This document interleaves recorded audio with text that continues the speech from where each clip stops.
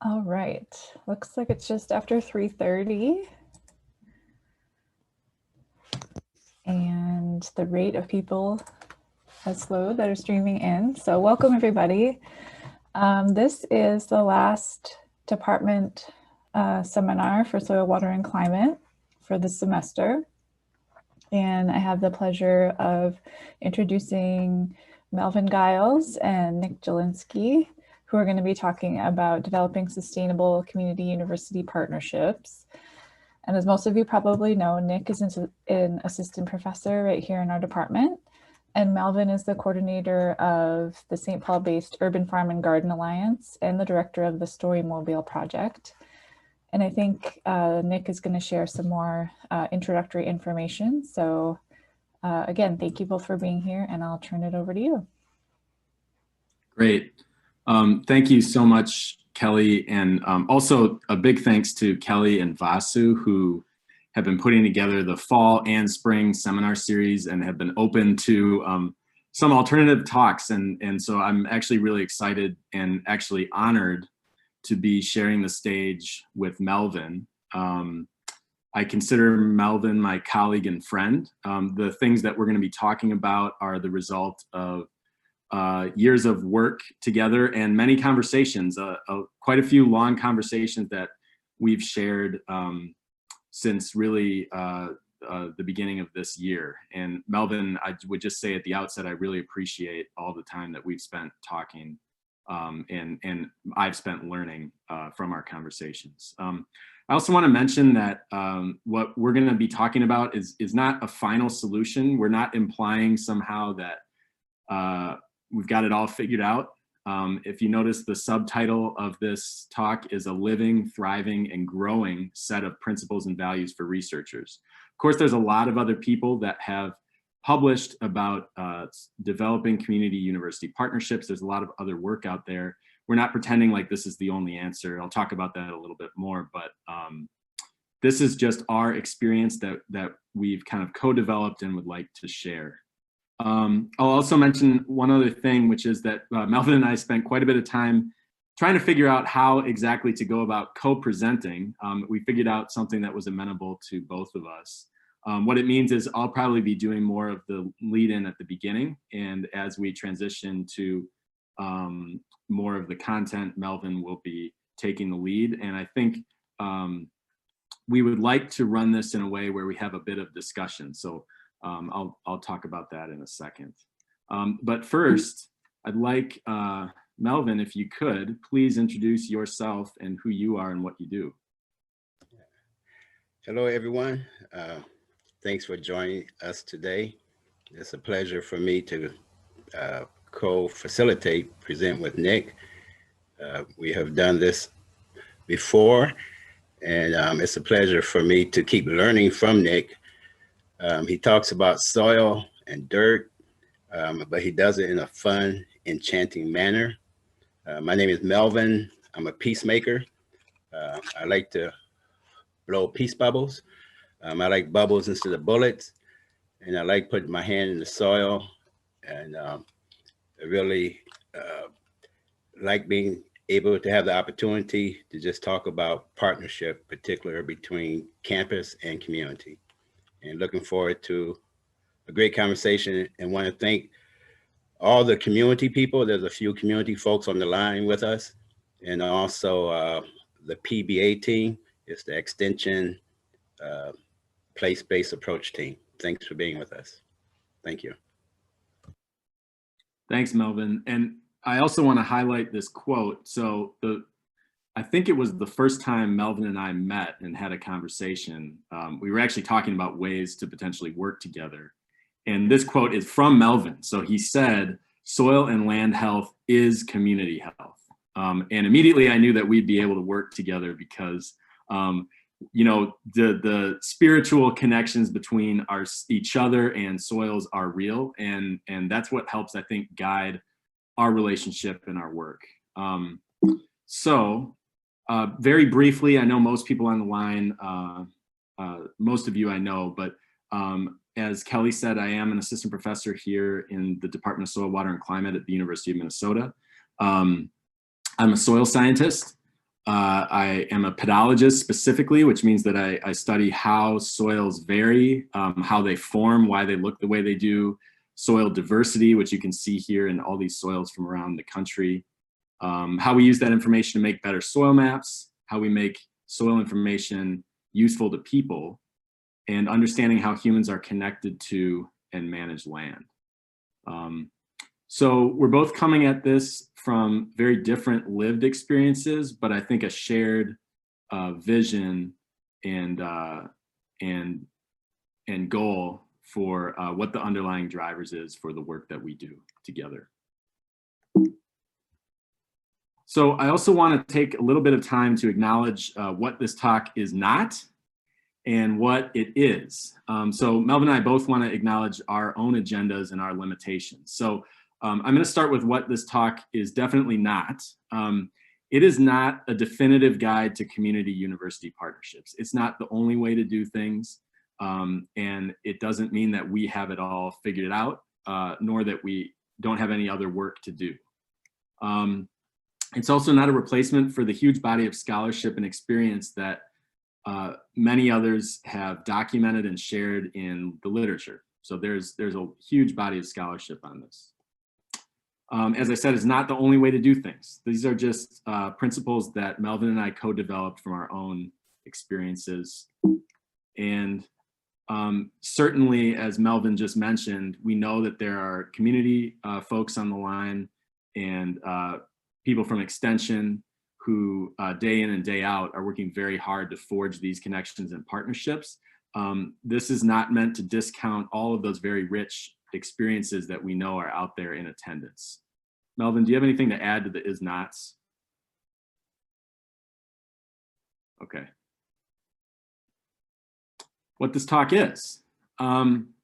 This is our set of principles from our own perspectives on how community university partnerships could work. And specifically, I'll speak from my perspective because this seminar is in our department. Targeted for people who really have like research and teaching appointments, maybe not really any extension appointment in CFANs, because I think that's where I'm coming from. I don't have an extension appointment. So shifting our thoughts about research models for developing community university partnerships, that's kind of the target here. And so that there's kind of a very specific agenda with some of these principles. This is kind of a narrative of the shared experiences that Melvin and I have had over several years of working together. And we kind of co-developed these principles and worked on them, edited them, and tried to come up with a set of 10 that we agreed on. And this is from our perspectives. So Melvin is a veteran peace, diversity, and dismantling racism educator. And I'm an early career tenure track faculty member. I don't have an extension appointment. So we just want to be very clear about who we are, what we're doing here, and what the limitations to what we're talking about are. Melvin, do you have anything to add to that?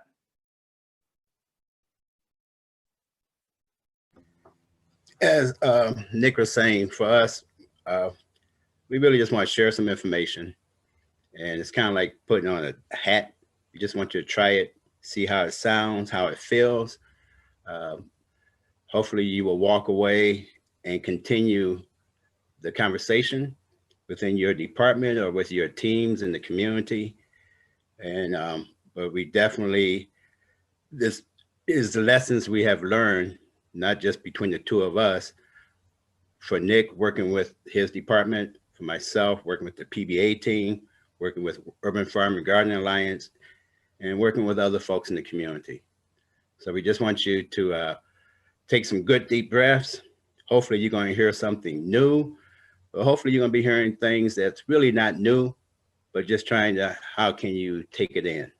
And again, we're just looking forward to having a good time. Feel free to try to ask some questions or use the chat box. But we do hope to push some of your buttons, okay? And if we push too much, of course, I'll just blow some bubbles for you. So that's it. Thanks, Melvin. And actually, we were talking about this last night because, you know, we were talking about how researchers, we're used to kind of sitting back and just listening and absorbing in seminars and then engaging only at the very end. I think Melvin in particular, your ideal format would be that if there is some opportunity for engagement throughout, I think we're both happy to do that. So don't feel like you have to just sit back and listen. If you have things to add, we're happy to discuss, and we can always cut that off if we need to move on and circle back at the very end. So great. Okay, so I'm going to start with our 10 major points that we kind of crafted together, just in case we don't get to them all. Let's put them down right up front. So the first one is explicitly and intentionally recognize asymmetry. And each one of these we're going to flesh out more, but I just want to go through them at the beginning here. The second one is build relationships, not transactions. The third is co-create knowledge and co-generate research approaches and designs. Fourth is redundancy and diversity in communications. The fifth is hold meetings in the community. Sixth is support grants without occupying large portions of the budget. 7 is important things to budget for. Some common sense things and maybe non-common sense things in there. 8 is plan to plan.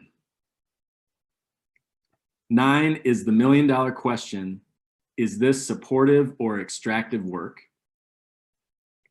And the last one is change happens at the speed of trust. That's intentionally last for a reason. So that's our set of 10. Hopefully we get to all of them. If we don't, I'm happy to share the slides and make sure that everybody has what we've kind of developed here. But we've tried to order them in a way that we felt like made sense. So I'm going to start this off with the first one, which is really geared towards researchers. I think really towards people coming from a university perspective. So the first one is explicitly and intentionally recognizing asymmetry. University community relationships, by and large, are asymmetrical relationships, and we must acknowledge that intentionally. We can't pretend it's not like that. We can't pretend that that's not there, because when we do that, we are not only avoiding issues that are important, especially to some of our community partners, but we may also miss opportunities to work together. So not avoiding that, don't pretend it's not there.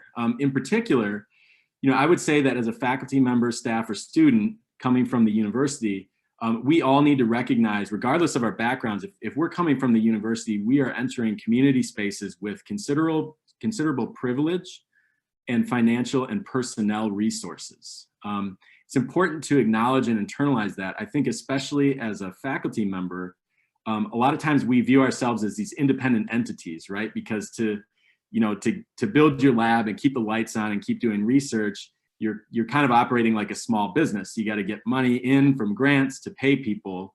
We sometimes lose the fact that we are so much more stable.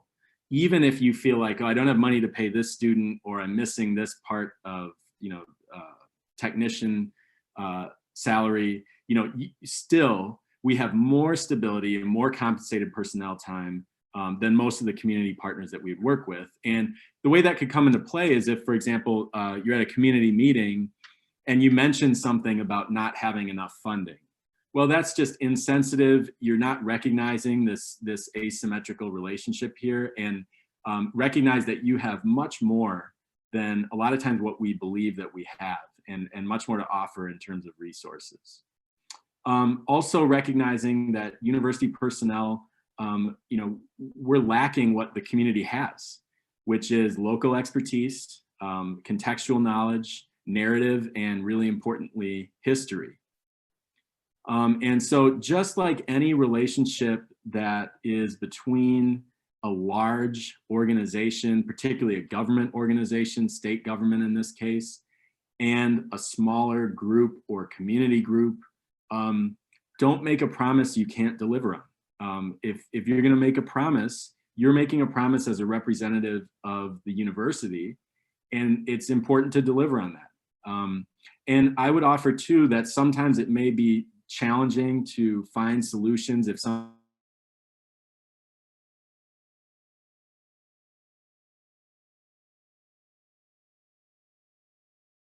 we're going to do, but still show in good faith that you are intending to work with your partners.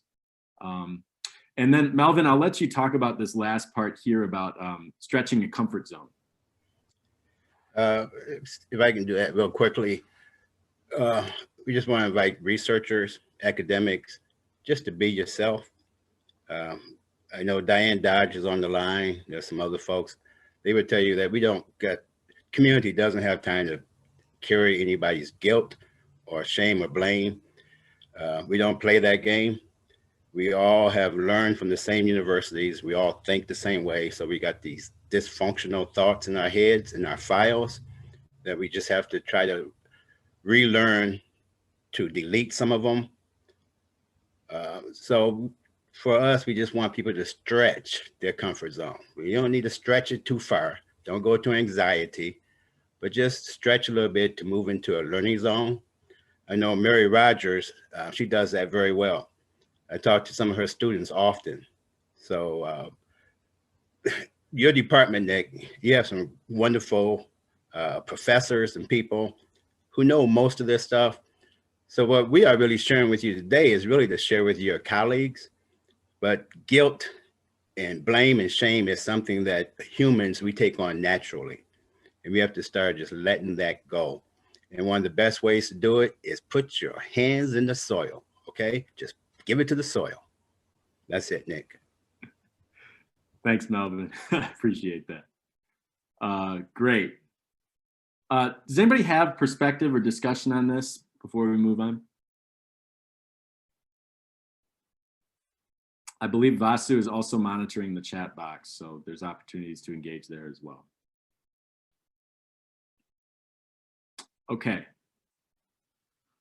The second is build relationships, not transactions. And the subtitle here, relationships first, relationships above all else, I feel like has become so important in my learning and in my perspective. And that is that basically, if we're really gonna do this right, the most important thing is that we're friends and neighbors.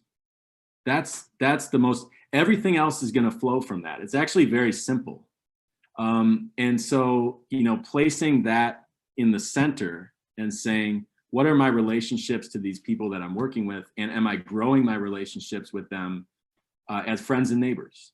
So I wrote here on the first one, go to lunch. And don't talk about research or business at lunch, just go. And talk about family, talk about community, see where the conversation goes. A lot of times, those are gonna be the times when people are most open, when there may be new opportunities for collaboration that occur to both parties, because you're not constrained to this kind of business transactional relationship about a particular grant or a particular project, or we need this letter of recommendation by this time, those types of things. Be a friend, a neighbor, and community member first. That kind of goes along with what I was saying. And check in often. And this is something that I've failed at numerous times, and I'm still learning. But for example, I missed Melvin's birthday. Luckily, he spends 3 months celebrating his birthday, but I missed the actual date.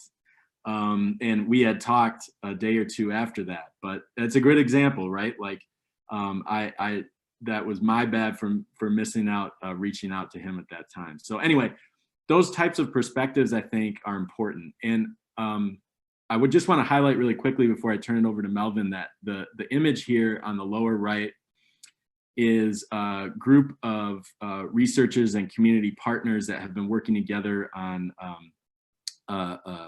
NCR's SARE project. We're working on urban agriculture together. And who you see there are community partners from Minneapolis and St. Paul, researchers, Pam Rice, USDA, researchers from St. Thomas, University of St. Thomas, Chip Small, Hamlin University, Valentine Kiju, myself and Jennifer Nicolai, who's a PhD student, whose work we're actually leaning on quite a bit. She just published a paper on much of what we're talking about. And we actually did, as part of that group, a network analysis of our relationships. So who felt like they were connected to who, and what did that tell us about where we had room to improve and strengthen those interpersonal relationships in our network, and where we felt like we were actually making connections that were making a difference. So Melvin, I'll let you follow up with that. I'll just quickly say my birthday goes to December 30th, and I take the 25th off, and I accept presents all the time. I get them all the time. I get gifts every day. But when I look at this photo, the person next to Nic, and Nic has a nice haircut in that photo, is Mary Sella. She's the co-coordinator of the Urban Farm and Garden Alliance, and she also is celebrating the birthday this month. I think it was Jennifer and Kat who came up with that great idea of that design of connection. When I look at that connection, what I see is the African proverb of when spider webs unite, they can tie up a lion.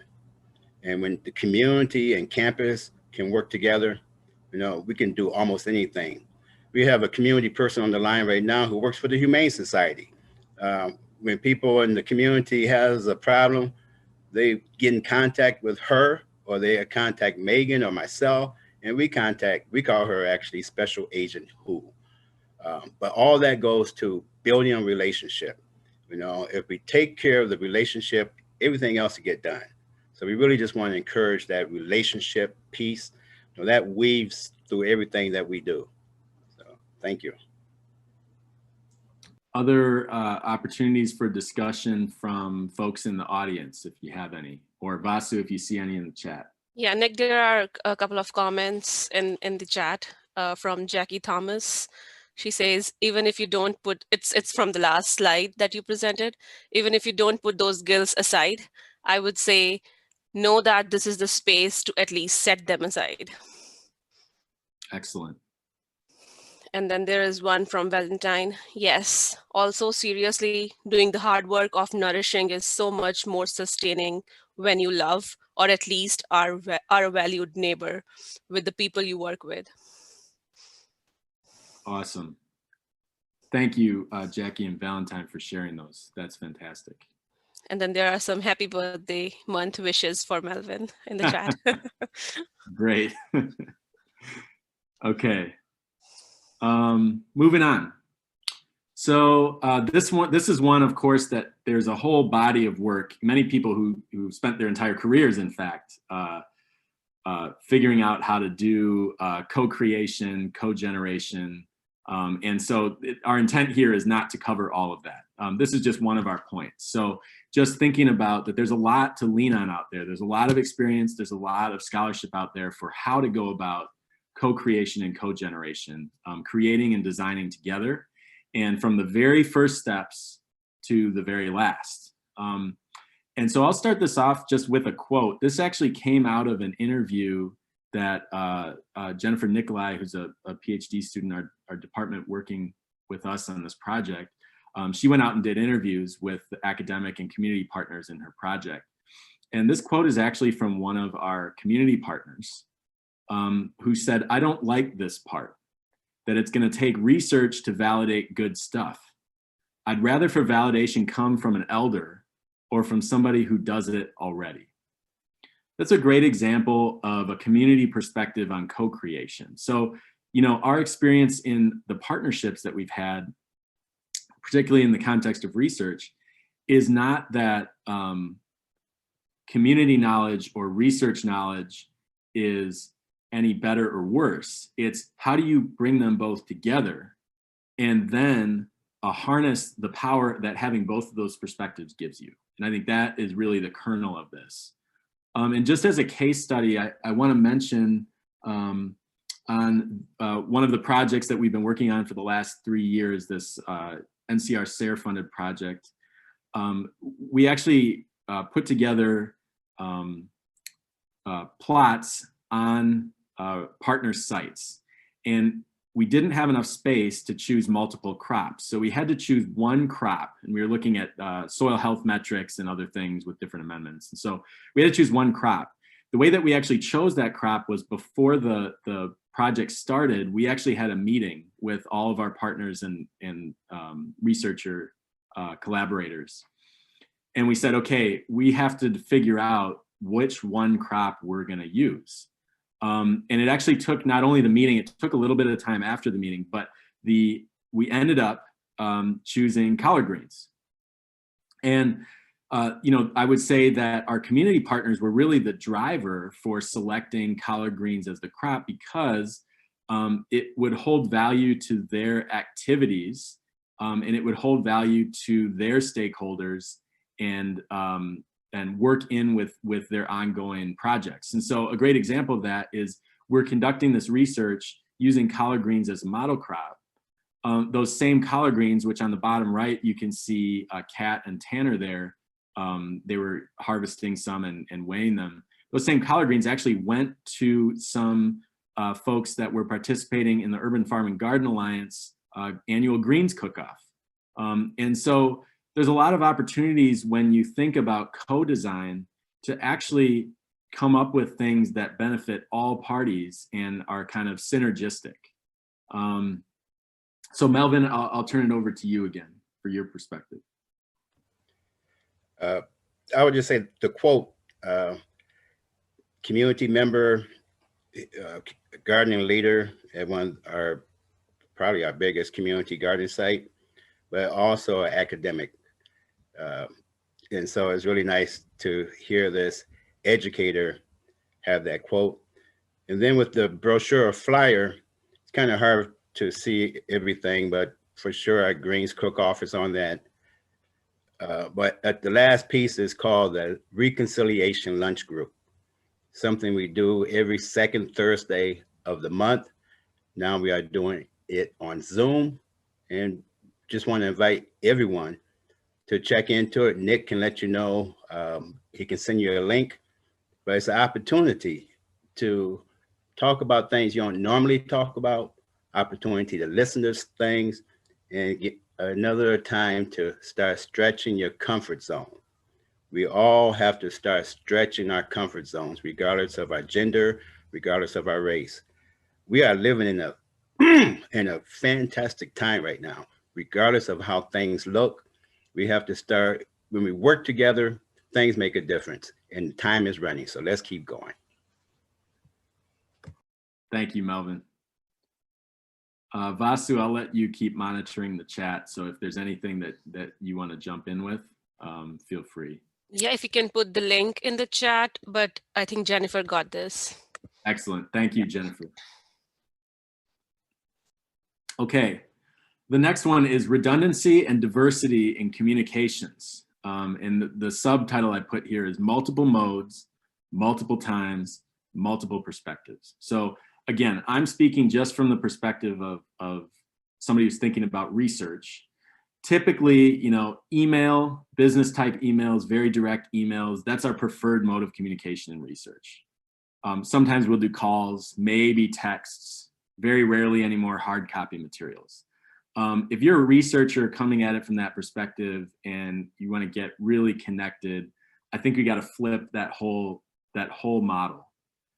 In fact, a lot of times email may not be the preferred mode of communication. Phone calls, texts, hard copies, that may be the preferred mode of communication.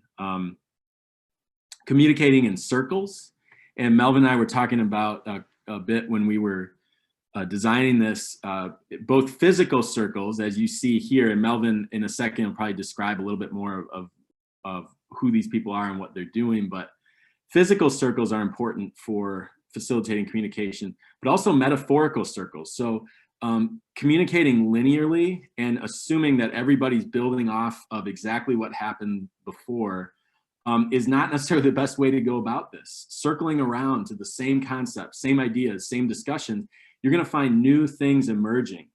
And so physical and metaphorical circles in communication are really important. Repetition is okay. And being vulnerable is also very important, both personally and professionally. Melvin, I'll let you jump in then. I can quickly say what the photo is Flower Power Day in the Twin Cities. It's an opportunity to recognize the injustice happening in the jails, in the prisons, but opportunity for families to reach out to their loved ones in the prisons, and for the community to start transforming things from the outside and making designs. But as I look at that circle, I see one of the collar crew, I see some Bethel students, I see a PBA team member, and I see a researcher. And I won't point you out, okay? I won't embarrass nobody, but I see a researcher there, sitting there, and I don't know if they were singing Kumbaya or what, but they was communicating, and we was together. So, yeah. Thanks, Melvin. That's awesome. There are a couple of comments. One from Brandy Toner. She said, "Thank you so much for this conversation. I'll be thinking bubbles all day." There is one comment from Jackie Thomas. "The great conversation that can be and have been had around a plate and bowl of collard greens. I know, I love the bubbles and the analogy around the use of them. Awesome. Not surprising that it would come from who I call the peace man." Fantastic. Thanks, Brandy and Jackie. Those are great comments. And then for everyone else, Jennifer put the link for the Zoom meeting in the chat if you would like to join. Great. Okay, this next one, again, I think to any extension folks on the line, this is pretty obvious.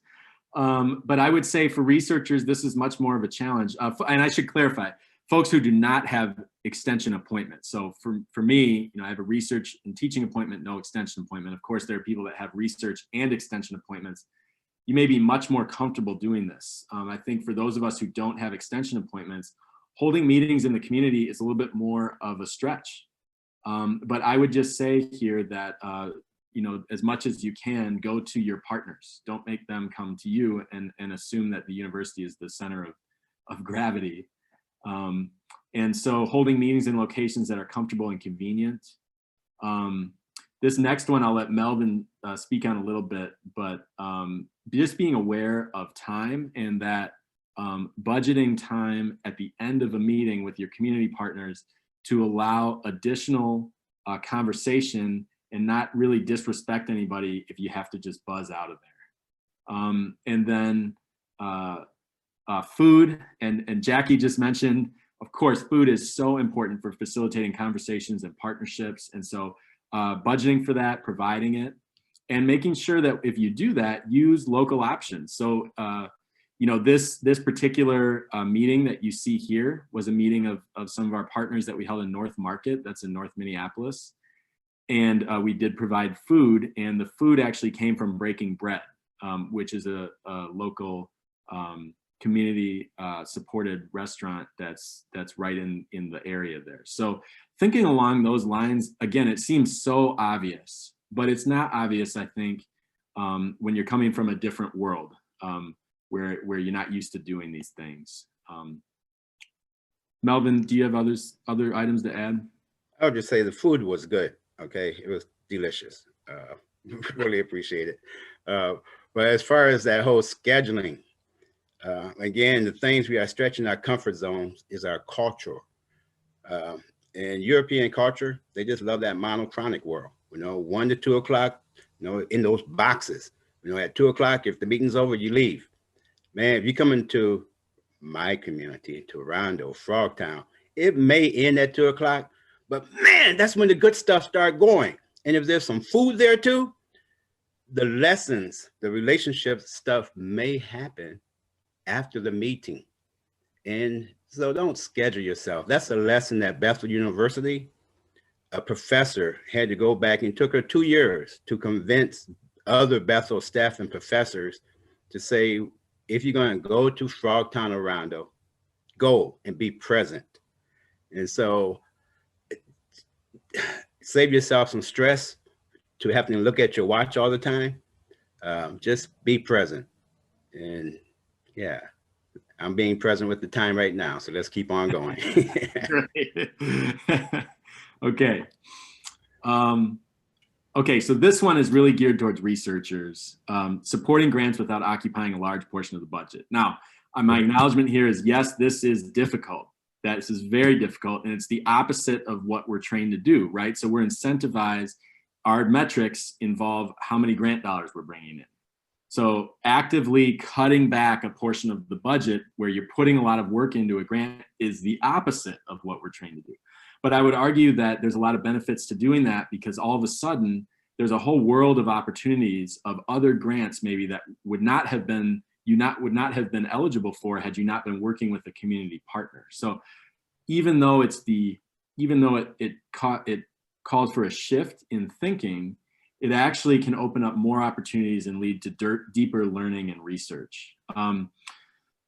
Budget items that can be flexed, stretched, or resourced. So, be really resourceful, stretch ways to take some things from the budget, maybe stretch other resources to make it happen. There's a lot of ways to be creative. And this links back to the first point that I made, which was the asymmetry. So, those of us who are steeped in the university here, we have more resources than we realize. And part of it is just opening our eyes to the resources that are out there.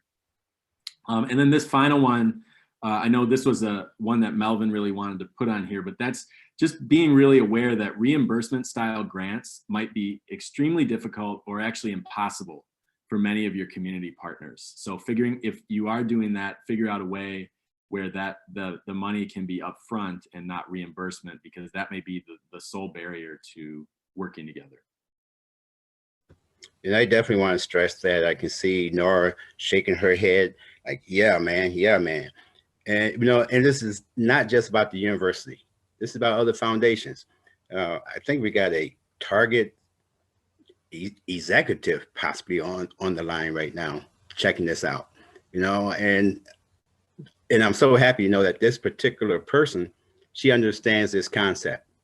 When we asked her for something, she didn't say, well, do it and then we'll reimburse you. She actually said, I will come down to the garden and see what needs to be done right now. And within the 24-hour period, boom, we had what we wanted. So if you come by our Peace Garden right now, you'll see some beautiful holiday lights. Awesome. I'm going to move on in the interest of time. The next one is things to budget for. So these are things, again, mostly from a researcher perspective, or as Melvin mentioned, potentially foundations. But these are things, don't forget these. They're easy to forget, particularly when we're used to constructing a normal research budget. They seem obvious. They maybe are obvious, but it's important to check all the boxes. So budget for food, for sure. Good food, not saltines and oranges, but really think about local places that are supportive of the communities that you're working in, and support those places and budget for that food. Honoraria and partner time, of course, don't ask your partners to be involved if they're not being supported, because as researchers, we are being compensated for our time, and we shouldn't expect anything less from our partners. Think about budgeting for additional student or researcher time that could work directly with your partners on their interests. And sometimes this might be a huge stretch. A lot of grants, it's just too much to ask unless it's a really big grant. But support for a project coordinator or a facilitator who can actually take on a lot of the communication and facilitation, if that's possible, even part-time, that could pay a lot of dividends and could really help move the project along. Melvin, you have anything on this before I move to the next? I think it speaks for itself. Thank you. Excellent. Okay, plan to plan. This is something that I've continued to relearn and probably will continue to relearn. A successful project, particularly with community partners, it's going to be years and years in the making. You're not going to jump from zero to a successful grant and then be off to the races. So, I would just say, particularly from my perspective and those who are in the same role as me, to think about really, like going back to the second one, just develop relationships first. So don't see a grant and then contact somebody new. Just go meet new people and then see where the grants are that can support the work that you're interested in doing together. And I think we're trained to kind of do the opposite, right? We're always looking for grants. So we see this grant, we're like, okay, Google who might be able to assist. And I would just offer to maybe flip that. Planning grants, super important. I know there's folks from Extension, the Healthy Food, Healthy Lives planning grant, really important for laying the groundwork. It might be a year-long groundwork of just talking before you even actually apply for a grant that might have some research in it. And the last thing I would say is really there's no such thing as time lost, only knowledge and relationships gained. So even if it feels like, man, we are not getting, it's been a couple years, we're trying to work together, we're not getting anywhere, that's going to make the whole thing stronger when the right opportunity comes along. That's all I had to say on that, Melvin. I would just say for our community campus partnerships, look at it as trees. We're in it for the long haul, and it takes trees, years and years and years and years to keep on growing. And that's what community is looking for. Flowers are pretty. Sorry, Diane. Flowers are nice, but we want some trees, okay? All different types, especially fruit trees, okay? Especially some peach trees. Yeah, man. Awesome. Okay. This is a learning and relearning experience for me. The $1,000,000 question. Is this supportive or extractive work? And the relearning experience for me is this is not a question to be asked once. It's a question to be asked before you enter into a project or a grant or a partnership together. It's a question to be asked throughout the partnership and even after the partnership has ended, because the reality is what seems like work that's supportive at the beginning of a project may quickly turn into extractive work if situation on the ground changes with the community. You never know. Perceptions change, the reality changes. Our world in 2020 has changed. All of a sudden, COVID, unemployment, things have changed. So all of that means that you can't just ask whether or not your work is supportive or extractive once. It's got to be a continuous conversation. So a lot of this is just, really focusing on what your partners are already doing and how grants or resources can support that. And then showing up and just doing work alongside of partners. I've got two pictures here of folks that are researchers in my lab, Carl Buttle on the left and Tiffany Lachey on the right. And they're actually doing work with community partners here, helping to build raised beds, transporting soil, et cetera. And this is 2020. There was a need out there, and we were able to flex some resources to support what our community members were already doing and build our partnership. Melvin, I think you had other points here. I did. Only thing I can think about right now is that circle. Things keep coming back around. I'm trying to look at some of the names. I don't know when I met Chip. It must have been at least 10 years ago, but he's back in my life. There's somebody used to work for the Minnesota Department of Transportation. He's back in my life. He may even help me get a job, man. We got some engineers without borders here. I'm hoping that in another 10 years, they're going to circle back around. We just have to keep on cultivating relationships and keep trusting the process. And it may not sound scientific, but trusting the process is all about the science. You have to trust. It's all about the science. And there's some other folks, and I'm sorry, Nick, I'm looking at some people. I just want to say, I have to introduce you to that person, to that person, to that person. We're going to create something fantastic here. So I think we just got 1 or 2 more slides, man. Then we can get some questions for 2 minutes. That's right. Okay, this is actually the 10th. And Melvin, I'm just going to let you say what you need to say on this one. I want to say you all need to go learn who Jackie Thomas is, okay? Jackie Thomas, she's working with our kids. You know how they say the kids are the future?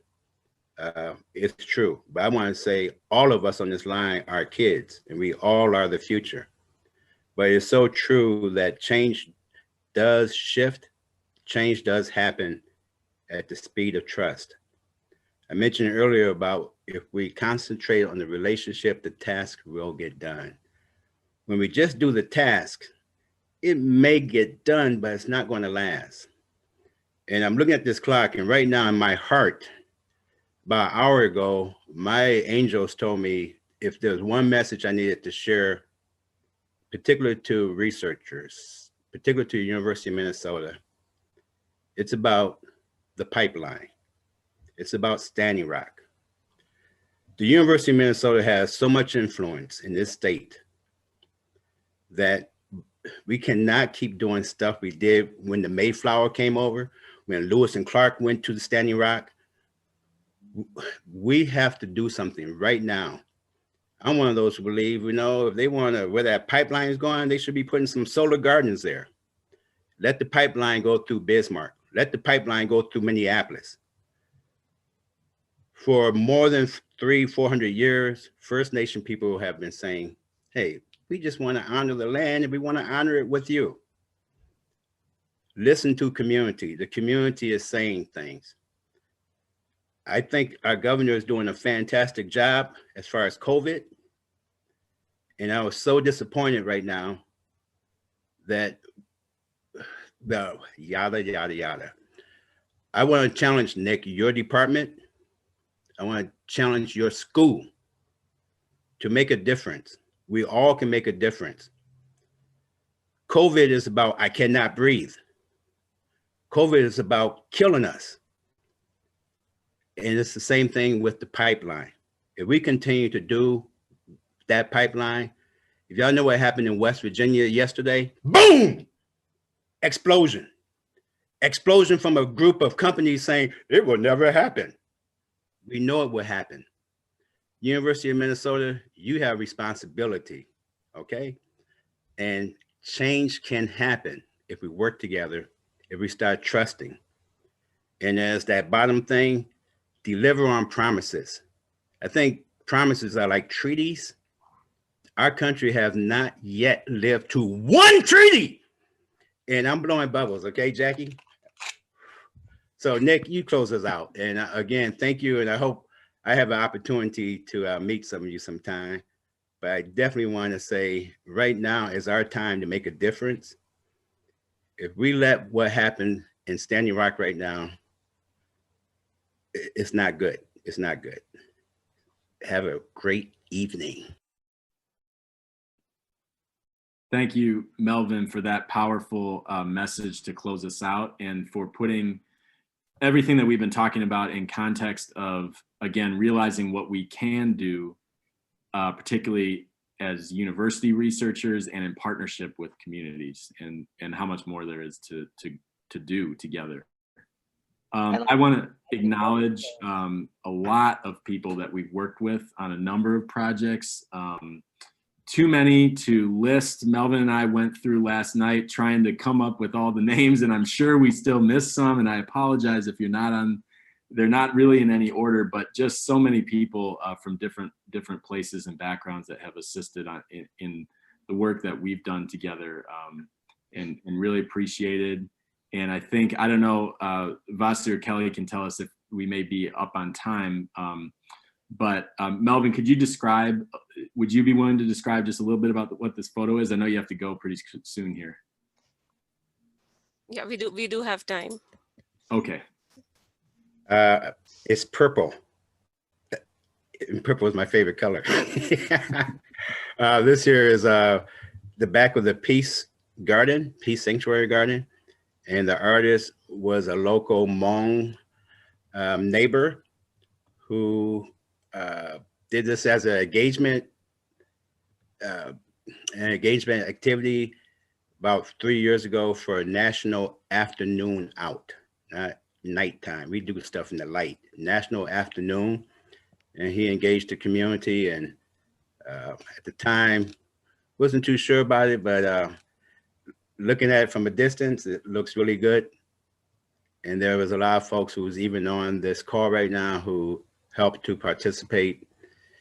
Although you cannot see within those circles, within those bubbles are some messages for the community. And I told Nic I was really happy that he chose this photo. I had never seen that photo, and I believe Kat took that photo. And if you don't know the Collar Crew, get to know who they are. One of their members, I'm gonna call his name out, Carl. He was the 2020 MVP of all the gardening in the city of St. Paul. And he even went over to Minneapolis, man. He even let them use his truck. And if anybody know Carl, just give him a pat on the back. He's the main man, okay? Thanks, Nic. Thanks, Melvin. I'd like to add something before we go. I know it's time, a little bit time. This is Jackie Thomas.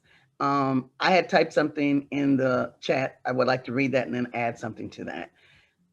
For the fund for University of Minnesota, or just anyone that does give grant and funding, don't think that your grant or funding is going to turn around years of uninvested work around overnight, and per se in 1 or 2 grant fundings. That's pretty much like overnight. So we just ask that you just have the faith, and stay the course with us, and then you will see and smell the fruits. It doesn't take 1 day, 1 night, even 1 or 2 years. You can look at and say 1 year, okay, nothing's happened. And then you get that suspicious auspices of what are they really doing with the money? You see what they're doing. We've got to dig ourselves out. And then on top of digging out, we got to put soil back over where we just dug ourselves out so we don't go back in that hole. So it needs to be understood that it's lifting, and we need you to stay the course to lift with us and believe and have the faith. I also want to add to that and say, we saw, in the uprising of the killing of George Floyd and the unrest and all the fires across our nation that were actually that we could physically see. And I know in many of our organizations, and university is one of them, metaphorically, you're on fire because you're not putting back into to grow the university. If you don't put back in the communities that are around you and of the people that come into you, those people come from communities. If you're not supporting those communities, you're on fire because you're not putting back and you're not building. So I say metaphorically, you're on fire. And if you don't figure out how to put those fires out by supporting and standing on helping those communities, you're on fire. Thank you. Thank you, Jackie. Vasu or Kelly, is there anything else? Is there anybody else who had comments? And I know, Melvin, I want to be conscious of your time because I know you need to head out to another engagement. Yep. Deborah Allen has a comment in the chat box. She says, this is really resonating with me. I worked with Land Stewardship Project on a monitoring toolbox for holistic resource management around rotational grazing with a number of farmers trying out new methods along with researchers, specialists from agencies and the university. We came to some of these same conclusions working with these farmers and would have benefited greatly from starting with this same set of principles. Wow, thank you, Deborah, for that. Well, again, I want to respect Melvin's time, and if Melvin's not on, I'm not going to speak for him, so I'll get off as well. So thank you again to Kelly and Vasu for organizing. Thank you to everybody who showed up. It's amazing the array of folks who tuned in, and especially Melvin, thank you so much for all the conversations that we've had, and I look forward to many, many more. So thank you, Nic. Again, I'm just seeing some faces. Somebody popped up. It's good to see Carl on the line there, and good to see him smiling, man. We all need to smile a little bit more, Carl. I like that. But thank you. This has been really great, and I know this is the last of your seminars. But I hope that we can do it again. I have invited Nic to come into the community, maybe for our reconciliation or for our Urban Farm and Garden Alliance meeting, to do the same presentation. If you know other places we can do it, that would be great. And I look forward to meeting so many of the folks on this call right now. So thank you, Nic and Kelly and everyone. Thank you. Thanks, Melvin. Appreciate it. Yeah, Nick, this is Carl Rosen, Yes. department head, and I just want to thank you on the behalf of the department for putting this together. Very, very interesting conversation, and glad that there was a lot of engagement. Just have one last question. It's not quite 4:30 yet. What do you do when the grant funding stops? Because that often happens.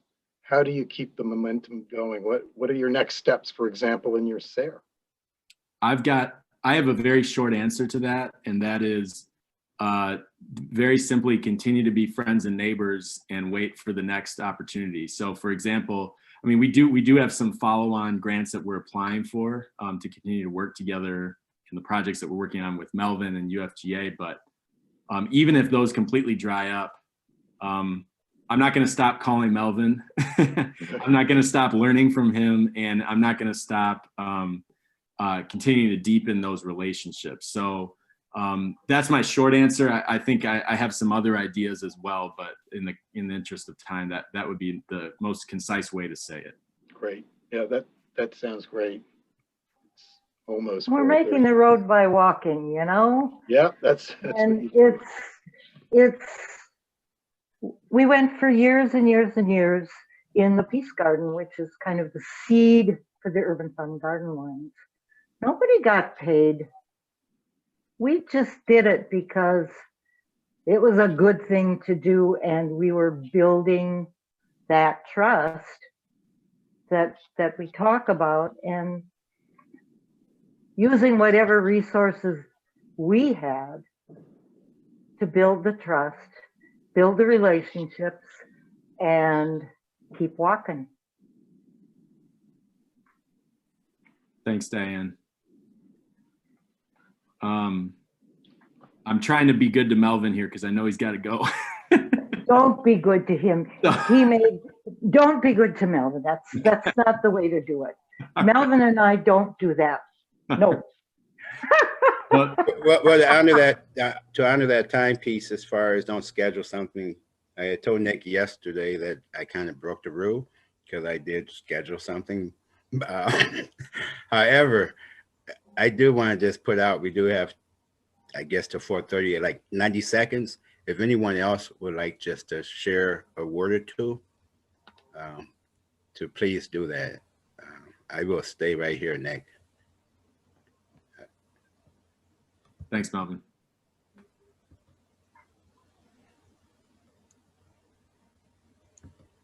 Nick, there is a question from Amy. Where can we visit the Peace Garden? That's a question for Melvin. Question for Megan.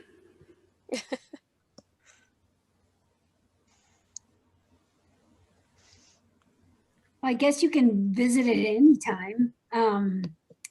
We have a children's garden program in the summer that you can come visit. That's on Wednesdays for 90 minutes. Yeah, it's at 851 Aurora Avenue, which is a block off of Victoria and University. I don't know. Thank you, Megan. Right off the light rail station. Yeah, Jennifer put that in the chat for everyone. Thanks, Jennifer. You're good. Great. And want to say hi to Janine, who's actually trying to work on some grants for us, Carl, because it seems like every grant she works on is about reimbursement. And it's like, that's not really doing us any good at all. great. And Nora, keep smiling. You too, Kat. Purple House. Yeah. Have a great day. Urban Farm is getting ready to hop on a Zoom call with folks from New Zealand. We've been Zooming with them for about 3 months now, trying to establish a relationship. They do some fantastic composting, particularly in food waste. And we're going to be pulling Nick in because that food waste, man, it turns into beautiful, soft soil that can grow more good, healthy food. Yes. Thanks for joining us, Abby. And Mickey. I'll just say one final thank you to Nic and Melvin and to Jackie and others who shared. I'm pretty sure this is the most well-attended seminar of this whole semester, so I think it really speaks to the importance of this work and this conversation, and I'm really honored that so many community members chose to be with us today. So thank you again. Thanks again, everyone. Take care.